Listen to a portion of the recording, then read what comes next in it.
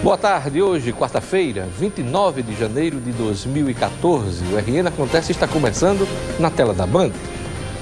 Alunos da rede estadual se deparam com reforma nas escolas e professores em greve. O governo do estado promete pagar 97% da folha na sexta-feira. Encontro de forças federais e estaduais discute segurança na Copa. Julgamento dos acusados de matar o advogado Antônio Carlos começa hoje. O presidente do Instituto de Previdência dos Servidores do Rio Grande do Norte, José Marlúcio de Paiva, é o nosso entrevistado nesta quarta-feira. Agora, no RN Acontece.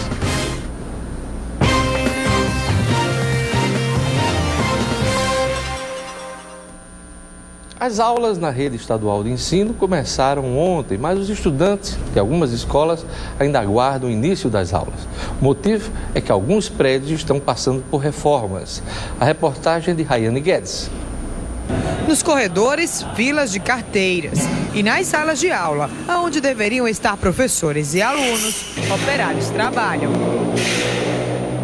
O cenário é no Colégio Ateneu, uma das escolas públicas mais tradicionais do Rio Grande do Norte, passa por uma reforma e por isso vai atrasar o início do ano letivo de 2014. A nossa escola vai ser uma escola que está sendo ampliada, além de reformada, com a construção da cozinha e da praça de convivência e a reforma em si, das salas de aula, dos laboratórios, do ginásio Silvio Pedrosa. Então a escola está sendo realmente toda reformada, sendo trocada toda a sua instalação elétrica, hidráulica. Então a escola vai ficar muito funcional. A obra só deve ser encerrada em maio deste ano, mas as aulas serão retomadas mais cedo, já no dia 3 de fevereiro. O prazo dado pelos operários para entregar os banheiros, um dos principais problemas da escola. Por conta da reforma da escola, a gente vai ter melhorias para a escola, tanto para os professores quanto para os alunos. A diretora explica que, apesar da obra, o número de alunos e de turmas para este ano se manteve o mesmo. A reforma aqui no Colégio Ateneu é esperada há mais de 15 anos e as aulas serão retomadas exatamente quando a escola completa 180 anos. Apesar da data histórica e simbólica, esta não foi a única instituição de ensino do estado que atrasou o início do ano letivo. Ao todo, 12 escolas estaduais ainda não deram início às aulas, 3 delas na capital potiguar. Na zona norte da cidade, a Escola Estadual Varela Barca também suspendeu o início das aulas. Já a Escola Cônego Monte, em Lagoa Seca, está recebendo reparos no telhado. Em dezembro do ano passado, uma parte da cobertura de 2 salas de aula desabou. Enquanto a obra é feita, as aulas devem ficar suspensas. Para completar a falta de aulas em algumas escolas, os professores da rede estadual de ensino entraram em greve nesta quarta-feira. Eles alegam descumprimento de acordos assumidos pelo governo. A decisão se dá uma semana depois que a governadora Rosalba Ciarline anunciou o reajuste de 8,32% para ativos e inativos, a concessão de uma letra a todos os professores e especialistas da rede estadual, a chamada promoção horizontal, como também a alteração do porte das escolas, que dobra a gratificação dos diretores e vice-diretores. E, por fim, a formalização de comissão de revisão do plano de cargos e carreiras do magistério. Para a professora Betânia Ramalho, que é secretária estadual de Educação, a greve tem apenas motivação política em ano eleitoral.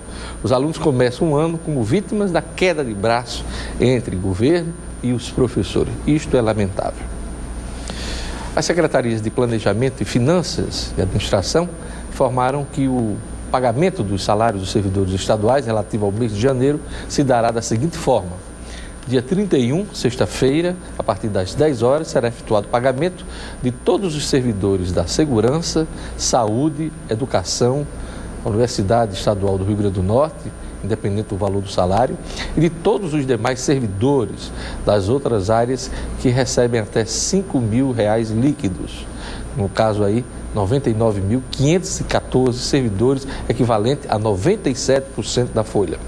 Dia 10, segunda-feira, recebem os 3.078 servidores que ganham acima de R$ 5.000 líquidos. Em fevereiro, o governo do estado retomará o pagamento das férias dos servidores da seguinte forma: 10 de fevereiro, pagamento das férias relativas a agosto e setembro de 2013 e dos que vão sair de férias em fevereiro. Para pagar menos pela viagem, passageiros abrem mão da segurança e embarcam diariamente em ônibus clandestinos de São Paulo rumo ao Nordeste. A fiscalização é insuficiente e mesmo quando flagra algum veículo irregular, ele fica pouco tempo apreendido. A reportagem é de Rodrigo Hidalgo. Uma viagem de alto risco. Atraídos pelo preço baixo, passageiros abrem mão da segurança e do conforto. Teresina. Ó, tem o clandestino e tem o não clandestino. Qual que você vai querer? Mais barato, né? Mais barato, então essa que ela tá esperando. O destino dessas pessoas é Teresina, capital do Piauí. A passagem numa aviação autorizada custa em média R$ 400 e é feita em 3 dias, com cerca de 6 motoristas se revezando. Já a viagem clandestina sai pela metade do preço e leva apenas 2 dias. Vai direto? Direto. A motorista não descansa? Tem 2 motoristas, pago direto. A reportagem do Jornal da Band embarcou em um desses ônibus clandestinos que partem do centro de São Paulo e dos arredores de terminais rodoviários. O estado de conservação das poltronas é precário. Dentro do banheiro, nada funciona, nem a torneira e nem a descarga. O ônibus não possui ar-condicionado e muitas janelas não abrem. Acho que tá emperrado aqui. Isso aqui não vai abrir nunca não. Deixa eu ir pra esse lado aí.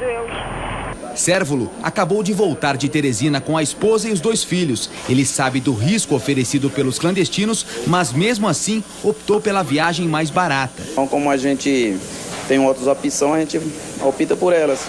Não que seja mais seguro, mas que seja mais barato, mais em conta.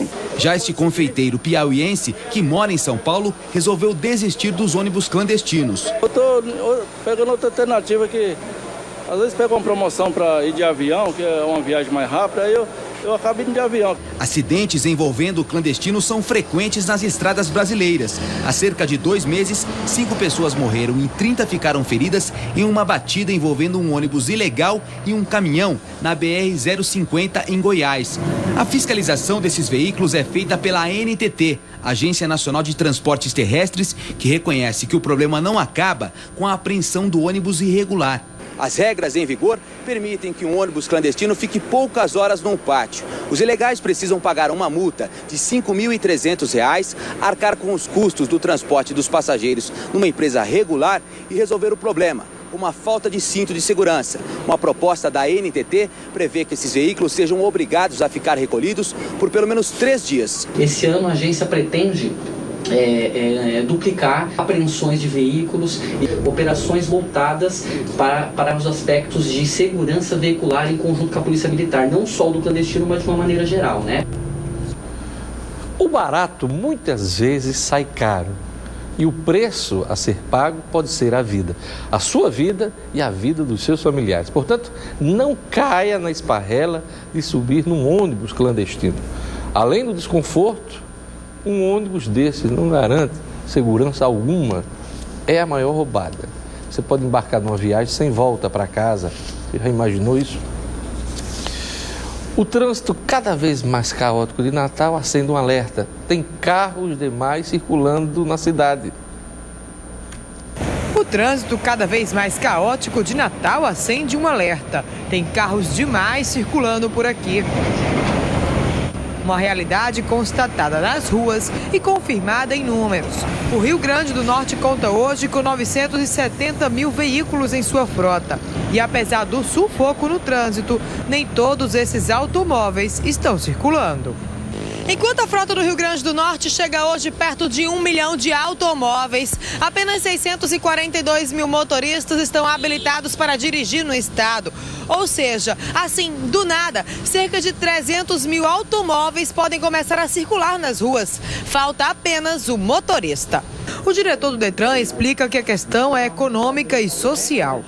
Tem casa que tem vários veículos hoje em dia, né? E com poucos habilitados, 2 ou 3 habilitados, tem 5 veículos. A carro tem 3 veículos, só tem um habilitado. Essa é a questão mais ou menos, que era uma inversão, não era para ser o contrário, né? Um relatório estatístico com estes e outros dados foi divulgado pelo Detran. Segundo o levantamento, o Rio Grande do Norte registrou um aumento de mais de 100% na frota de veículos nos últimos 8 anos. Fato constatado por quem dirige todos os dias. Quando chega no horário de pico, totalmente ruim.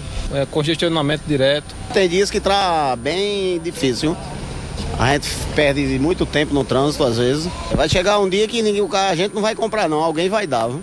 A quantidade de automóveis circulando tem aumentado em média 10% por ano no estado. O índice cai na capital para 7,5%. Ou seja, a venda de novos veículos está maior no interior. Houve muitos fatores para que esse número de veículos pensando na nova frota fosse executado. Por exemplo, a remissão fiscal do IPI, que baixou o preço dos veículos. E a facilidade de crédito, se você compra qualquer veículo hoje para pagar em 72 meses sem entrada, muitos financiamentos sem juros zero, a má qualidade do serviço público, do transporte público, que leva ao indivíduo buscar seu transporte individual para cumprir suas tarefas. Sabe o que vai acontecer com o Natal daqui a algum tempo? Rodízio de veículos no centro da cidade, nas áreas mais concorridas, mais cheias de automóveis. Nesses dias, poderemos cair no rodízio, a exemplo do que ocorre em São Paulo. Vamos aqui às manchetes dos jornais nesta quarta-feira, dia 29 de janeiro. A Polícia Federal, aliás, a Tribuna do Norte diz aqui na manchete, Polícia Federal tem 185 inquéritos de corrupção no Rio Grande do Norte. Hoje, entra em vigor a lei anticorrupção e a Polícia Federal tem 185 inquéritos que apuram desvio de recursos a partir de contratos com verbas federais. Os processos envolvem agentes públicos suspeitos de crime de peculato, corrupção passiva, corrupção ativa e tráfico de influência. Também no Estado, o Ministério Público Federal analisa 389 procedimentos com possíveis irregularidades no Bolsa Família, o destaque da Tribuna do Norte. O Novo Jornal traz aqui na manchete principal: greve pode levar a rede estadual a ter aula na Copa.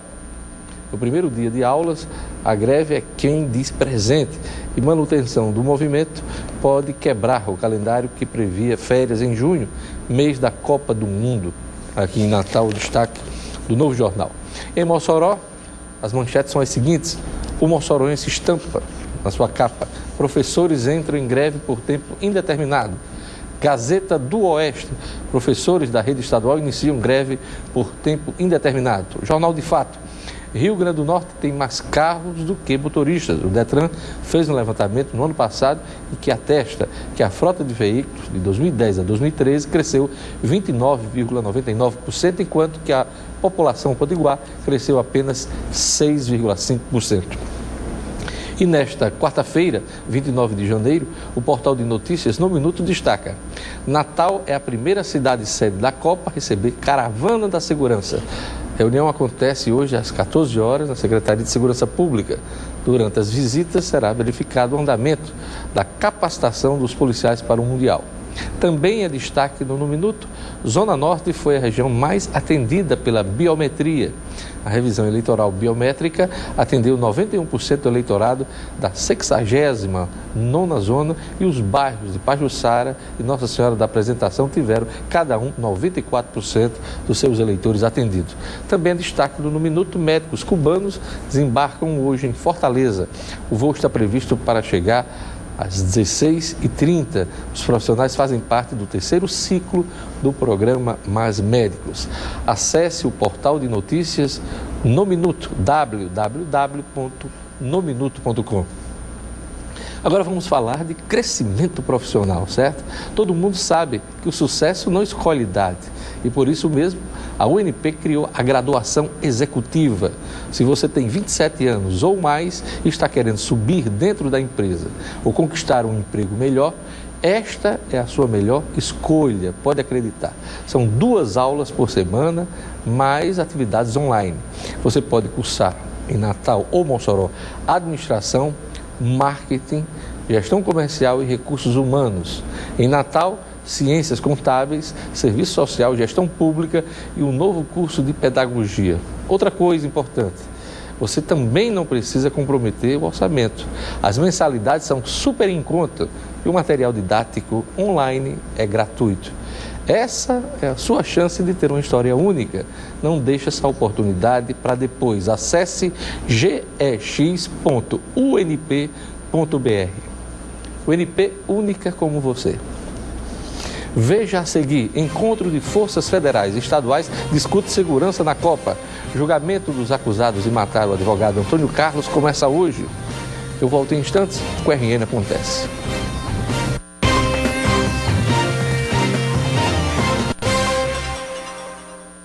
O manual do governo federal para orientar a ação das Forças Armadas durante os protestos na Copa do Mundo será refeito. Como está atualmente, ele iguala manifestantes a criminosos. Nesta quarta-feira, a presidente Dilma Rousseff se reúne com ministros em Brasília para discutir o esquema de segurança nos dias dos Jogos. A reportagem é de Valteno Oliveira. Manifestações como essas que tomaram o país no ano passado são a principal preocupação do governo para a Copa do Mundo. É por isso que cerca de 80 mil PMs devem trabalhar durante o evento na cidade sede. Policiais federais, rodoviários e da Força Nacional de Segurança também vão atuar, além da segurança privada nos estádios. As Forças Armadas só vão para as ruas em caso de grave crise de segurança e após pedido dos governadores. Sem isso, só vão proteger instalações elétricas como usinas, portos e plataformas de petróleo.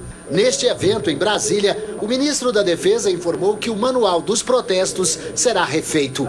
Ele orienta as Forças Armadas no caso de confronto com manifestantes. Compreendo que o uso de certas expressões tenha causado preocupação. Por isso, eu determinei que fosse passado um pente fino para que não houvesse nenhuma dúvida sobre a clara intenção do manual. E eu creio que houve realmente expressões pouco felizes, e elas estão sendo corrigidas. O ministro se refere a partes do documento publicado em dezembro passado que comparam integrantes de movimentos sociais a criminosos e traficantes e a termos como forças oponentes, como se o país estivesse em guerra.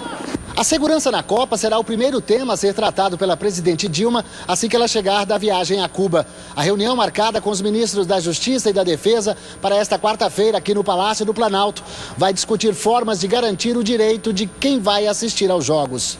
A presidente ficou preocupada com o último protesto contra a realização da Copa no Brasil, que aconteceu no sábado em São Paulo.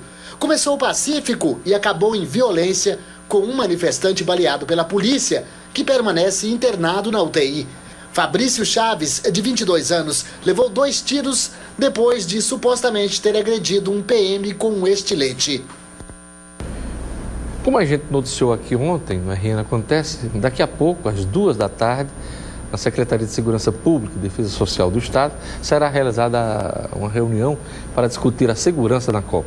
O evento, denominado Caravana da Segurança, vai reunir representantes do governo estadual com os do Ministério da Justiça e também Ministério da Defesa. Essa caravana vai passar por todas as 12 cidades sede e Natal foi a primeira delas. Durante as visitas serão reforçados procedimentos de segurança e também vai ser verificado o andamento da capacitação dos policiais e do cumprimento das práticas de conduta determinadas para o evento esportivo. Estes encontros ocorrerão em cada cidade para orientar a segurança integrada entre as forças federais e as polícias civil, militar e rodoviária, além também dos bombeiros e agentes de trânsito.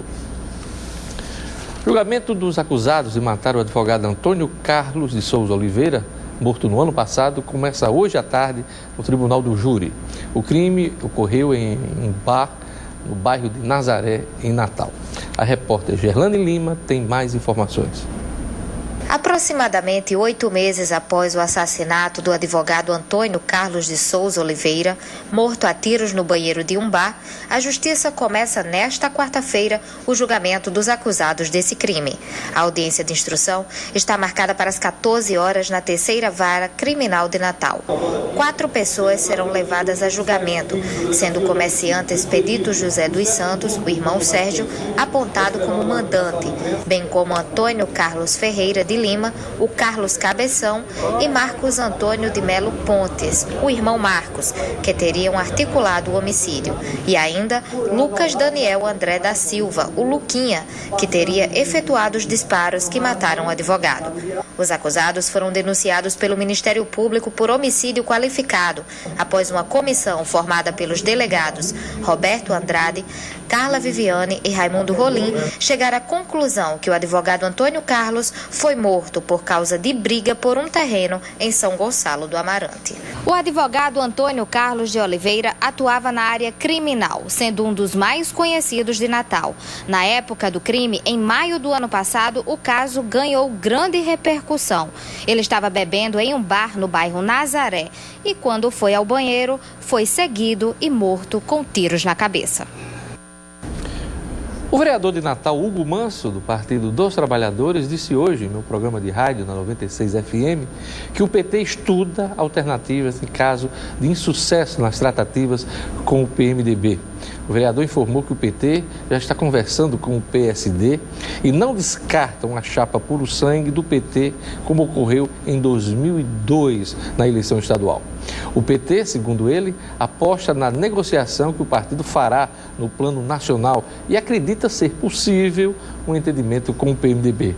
O Hugo Manso revelou hoje que o empresário Fernando Bezerra, cotado para ser o candidato ao governo pelo PMDB, prefere Vilma de Faria como companheira de chapa para o Senado. O comentário foi feito pelo ministro Garibaldi Alves Filho na última reunião do PMDB com o PT na sexta-feira passada. Segundo o Hugo, Garibaldi disse que Fernando Bezerra não tem nada contra Fátima Bezerra, mas do ponto de vista eleitoral espera contar com Vilma na chapa majoritária. Hugo deixou escapar que Fernando Bezerra teme enfrentar Vilma de Faria na disputa pelo governo. Olha, a executiva estadual do PMDB vai se reunir amanhã, às 16 horas, na sede do partido no bairro do Tirol, em Natal, para formalizar a pré-candidatura de Fernando Bezerra ao governo. Pelo menos é isto que está previsto. A informação foi dada hoje de manhã a mim pelo ministro Garibaldi Alves Filho, da Previdência.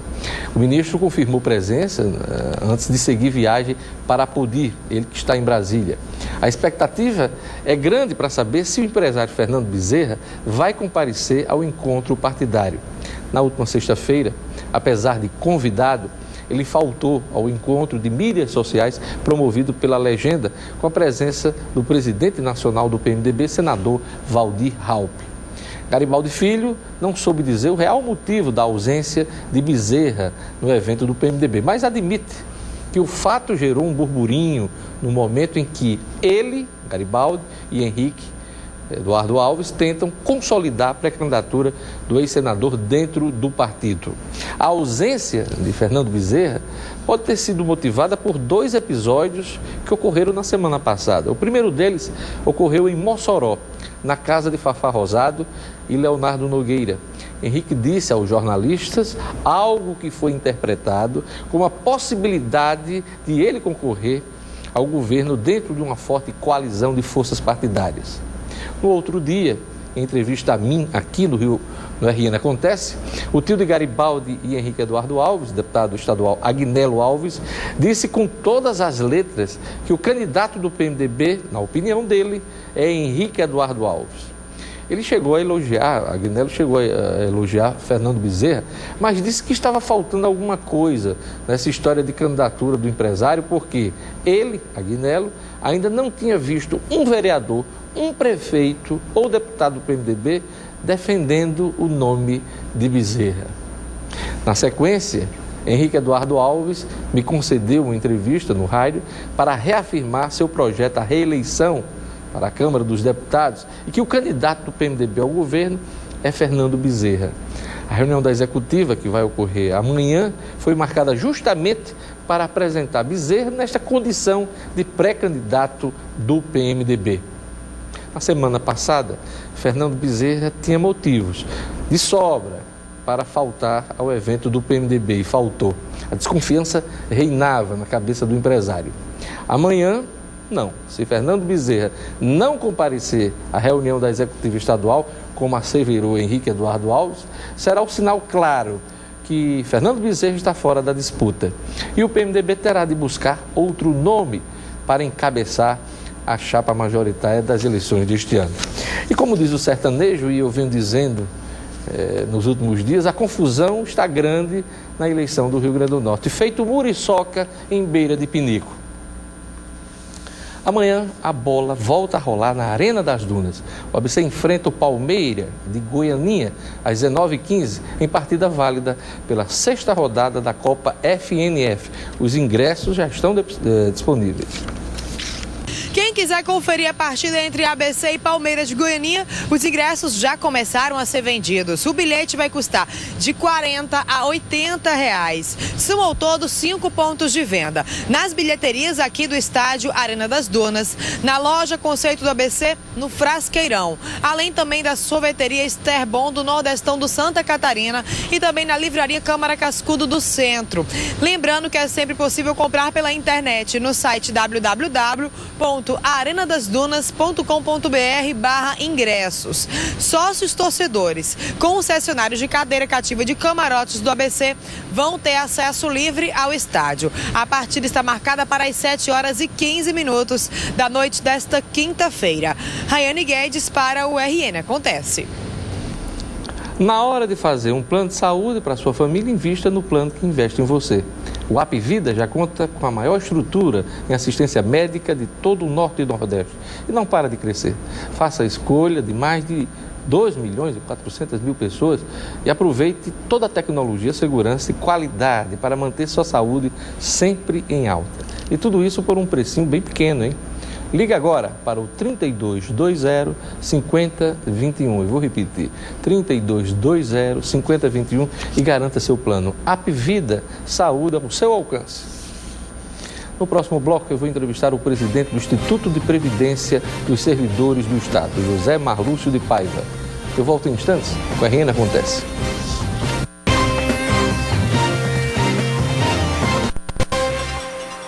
A Previdência dos Servidores do Estado do Rio Grande do Norte vive hoje duas realidades. A banda pobre, com milhares de servidores, e outra rica, com um fundo que atende pouco mais de 3 dezenas de aposentados.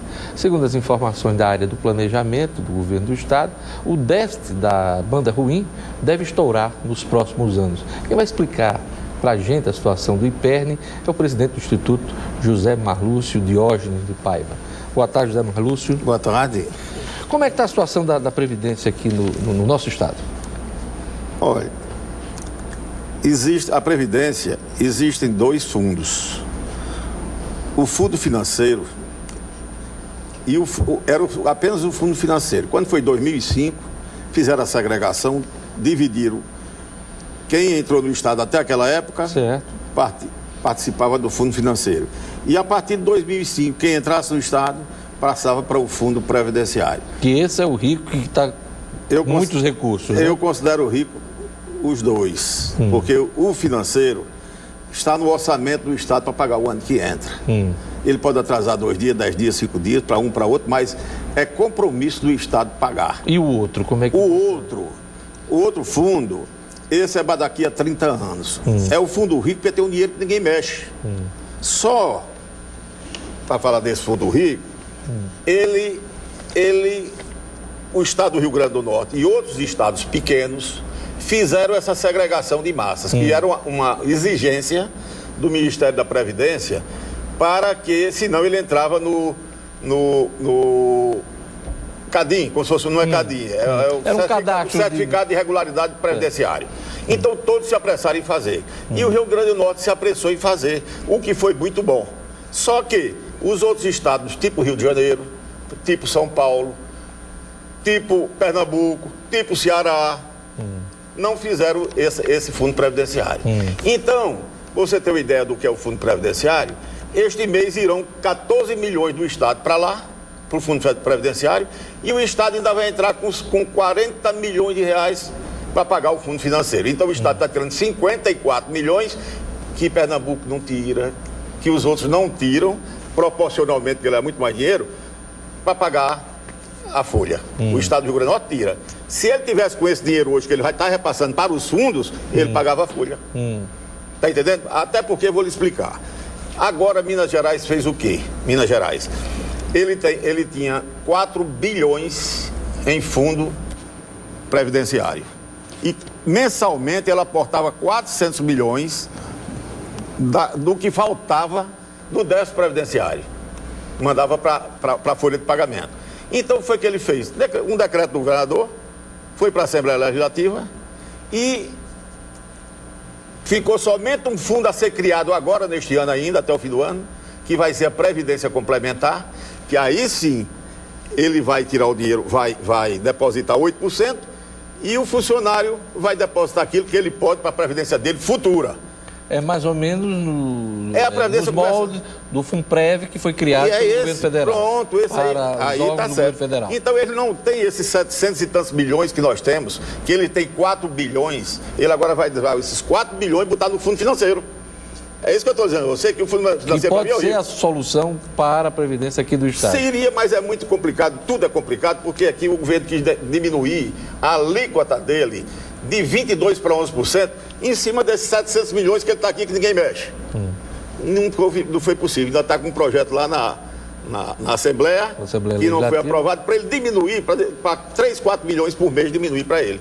Isso porque está sendo um sacrifício muito grande dos aposentados agora, muito grande, para daqui a 30 anos você passar por todos os governos, por todas as situações, por todas as voltas ao país, para chegar lá e receber essa aposentadoria dele que está guardada lá, estaria guardada lá. Então era muito mais importante estar pagando hoje e fazer do jeito que Minas fez. Faz o fundo previdenciário que vai guardar esse dinheiro para daqui para frente. Só para o nosso espectador ter uma ideia melhor como funciona hoje, fale como é que funciona o fundo financeiro, o antigo. Como é que, a participação do governo, se tem participação do servidor, como é que funciona? O antigo é o seguinte, vou lhe dar o resultado deste mês. Este mês, toda a arrecadação do Estado, a folha do aposentado, do pensionista, foram 102 milhões. 102 milhões. Pronto, 102 milhões a folha de pagamento dos aposentados e pensionistas. Certo. O recolhimento de todos os aposentados, de todo pensionista e de todo o povo ativo, dos funcionários ativos, quanto foi? A contribuição desse todo deu 63 milhões. 63 Aí nós milhões. entramos com 40 milhões. E o governo do Estado... Tem que entrar com esses 40 milhões. Para completar esse valor de 102 milhões. Tem que ter esses 40 milhões. Esse é o fundo antigo. Qual o universo de beneficiários aposentados? Desse antigo, nós temos aqui 162... Não é esse aqui não. Esse universo aqui são 35 mil aposentados. 35 mil aposentados e 8 mil pensionistas nós temos hoje. Então, temos aí 43 mil beneficiários desse sistema. Exatamente. Nesse houve um déficit de 63 milhões. O déficit hoje... Foi 40 milhões. 40 milhões que o governo tem que cobrir. Agora, para você ter uma ideia do incremento desses déficits. Quando eu entrei no IPERN, em janeiro de 2011... Era 8 milhões. 8 milhões já subiu para 40 milhões. 40 milhões. Então isso não tinha previsão do governo. Outra coisa, os professores, esses aposentados há um ano atrás, 2 anos atrás, eram 27 mil, está em 35. Sabe por quê? Porque no governo passado, os professores recebiam, tudo quem paga aos professores é o Fundeb, né? Fundeb. É o Fundeb. Fundo de Educação Básica. Pronto. Mas os aposentados, na hora que ele passa para aposentado... A responsabilidade é da Previdência do Estado. Mas não era assim. Isso derramou-se agora, caiu agora no governo da governadora Rosalba, que ela foi estruturar isso aí e colocar a coisa como devia ser. E como funciona o novo fundo? O novo fundo é o seguinte, hoje... De 2005 para cá. 2005 para cá. Nós temos em torno de 40 mil pessoas. 40 mil servidores. Desse fundo, o governo do Estado bota 22% em cima A contribuição deles é 11%. Certo. E o governo 22%. Isso aí dá em torno de 14 milhões mensal. E quanto tem lá guardado lá? 710 milhões aplicados. 710 milhões. E hoje, se eu não me engano, por conta de aposentadoria, às vezes invalidez, tem pouco mais de 40 pessoas. 40 pessoas. 40 pessoas recebendo uma besteira. O outro tem 35 mil. O outro tem 35 mil. Esse tem 40 que no futuro, ninguém teria, se fosse assim correto, direitinho, ninguém teria problema, porque eles iam se aposentar com isso aqui. Agora, vale também a pena pensar saber o seguinte: o governo do Estado tem responsabilidade sobre o fundo financeiro e tem sobre o fundo previdenciário. Se daqui a 30 anos quem é para receber não receber, isso aí está é compromisso do governo, está na lei que ele paga. E aí, rapidamente, nosso tempo está acabando, e foi o que foi passado por Obri Rodrigues, que é secretário de Planejamento. Existe algum risco nos próximos anos essa conta ficar impagável, essa contribuição da parte do Estado e essa previdência estourar? Poderia ficar, mas lhe garanto que quando tiver um governo, quando chegar outro governo, ou se esse mesmo tiver maioria na Assembleia, vai votar tudo para isso aqui. Eu vou agora para o Conselho Nacional de Previdência, dia 20 de lá já deverá estar outro Estado fazendo a mesma coisa. Se tiver a maioria na Assembleia, ele faz a mesma coisa.